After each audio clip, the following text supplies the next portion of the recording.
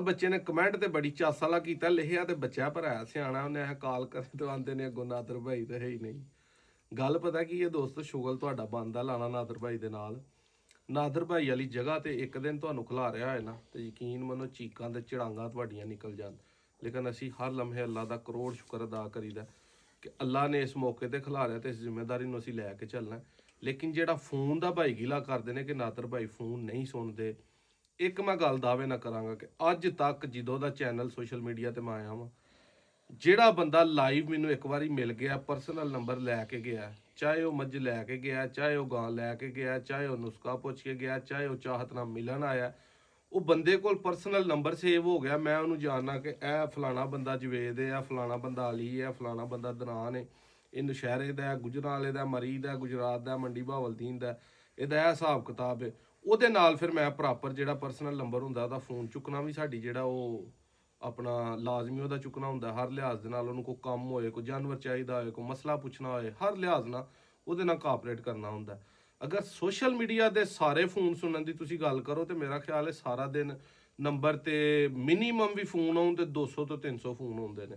ਤੇ ਉਹ ਵੱਡਾ ਭਾਈ ਚੁੱਕਦਾ, ਵਾਲਦ ਸਾਹਿਬ ਚੁੱਕਦੇ ਨੇ, ਬਲਾਲ ਭਾਈ ਚੁੱਕਦੇ ਨੇ, ਚੁੱਕਣੇ ਲਾਜ਼ਮੀ ਹੁੰਦੇ ਨੇ। ਇਹਨਾਂ ਨੇ ਤੇ ਇਹੀ ਦੱਸਣਾ ਹੁੰਦਾ ਕਿ ਤੁਸੀਂ WhatsApp ਤੇ ਨਾਦਰ ਭਾਈ ਨਾਲ ਰਾਬਤਾ ਕਰ ਲਓ। WhatsApp ਦੇ ਉੱਤੇ 0324 81 82 000 ਵਾਲੇ ਨੰਬਰ ਤੇ 24 ਘੰਟੇ ਮੈਂ ਉਹਦੇ ਤੇ ਜਵਾਬ ਦੇਣਾ ਹੁੰਦਾ ਲਾਜ਼ਮੀ ਤੁਹਾਡਾ 24 ਘੰਟਿਆਂ ਦੇ ਵਿੱਚ ਕਿ ਕਿਸੇ ਨੂੰ ਕੋਈ ਮਸਲਾ ਹੈ, ਕਿਸੇ ਨੂੰ ਮੱਝ ਚਾਹੀਦੀ ਹੈ, ਕਿਸੇ ਦੀ ਕੋਈ ਮੱਝ ਗਈ ਦੀ ਪਰੇਸ਼ਾਨੀ ਬਣ ਗਈ ਹੈ, ਜਾਂ ਕਿਸੇ ਤਰ੍ਹਾਂ ਦਾ ਵੀ ਕੋਈ ਮਸਲਾ ਹੈ। ਫੋਨ ਦਾ ਗਿਲਾ ਨਾ ਕਰਿਆ ਕਰੋ। ਫੋਨ ਅਗਰ ਮੈਂ ਸਾਰਾ ਦਿਨ ਚੁੱਕਣ ਲੱਗਾ ਤੇ ਨਾ ਮੈਂ ਆਪਣੀ ਫੈਮਿਲੀ ਨੂੰ ਵੇਚ ਸਕਣਾ, ਨਾ ਮੈਂ ਆਪਣੀ ਸਿਹਤ ਦਾ ਖਿਆਲ ਰੱਖ ਸਕਣਾ, ਨਾ ਆਪਣੇ 20-30 ਮੱਝਾਂ 15-20 ਗਾਈਆਂ ਨੂੰ ਟਾਈਮ ਦੇ ਸਕਣਾ, ਨਾ ਉਹਨਾਂ ਨੂੰ ਵੇਚ ਸਕਣਾ, ਨਾ ਉਹਨਾਂ ਨੂੰ ਖਰੀਦ ਸਕਣਾ, ਨਾ ਉਹਨਾਂ ਦੇ ਪੱਠਿਆਂ ਦੀ ਦੇਖਭਾਲ ਕਰ ਸਕਣਾ, ਨਾ ਉਹਨਾਂ ਦੇ ਵੰਡੇ ਦੀ ਕਰ ਸਕਣਾ, ਨਾ ਤੁਹਾਡੇ ਲਈ ਵੀਡੀਓ ਬਣਾ ਸਕਣਾ, ਨਾ ਇਹਨਾਂ ਨੂੰ ਅਪਲੋਡ ਕਰ ਸਕਣਾ।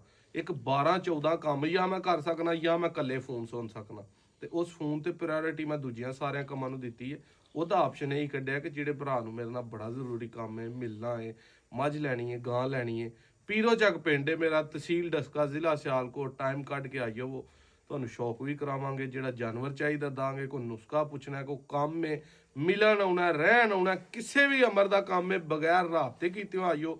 ਨਾਦਰ ਭਾਈ ਕਿਤੇ ਕਰਾਚੀ ਵੀ ਹੋਣਗੇ, ਤੁਸੀਂ ਅਗਰ ਡੇਰੇ ਤੇ ਆਏ ਤਾਂ ਤੁਹਾਡੇ ਲਈ ਚੱਲ ਕੇ ਜ਼ਰੂਰ ਜਿਹੜਾ ਨਾ ਟਾਈਮ ਕੱਢ ਕੇ ਆਈਆਂਗੇ, ਤੇ ਫਿਰ ਰਾਬਤੇ ਵੀ ਹੁੰਦੇ ਰਹਿਣਗੇ, ਫਿਰ ਫੋਨ ਵੀ ਚੁੱਕਾਂਗੇ।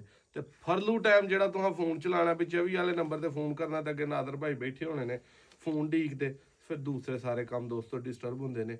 ਇਹਦੇ ਲਈ ਤੁਹਾਡੇ ਕੋਲ ਹੱਥ ਜੋੜ ਕੇ ਮਾਜ਼ਰਤ ਕਰਨੇ ਆ। ਇਹਨੂੰ ਗਵਾ ਕੇ ਰੱਖਿਓ ਜੇ, ਇਹਦੇ ਵੱਲੋਂ ਪਰੇਸ਼ਾਨੀ ਨਾ ਲਿਓ। ਵੀਡੀਓ ਅੱਛੀ ਲੱਗੀ ਸ਼ੇਅਰ ਕਰਿਓ।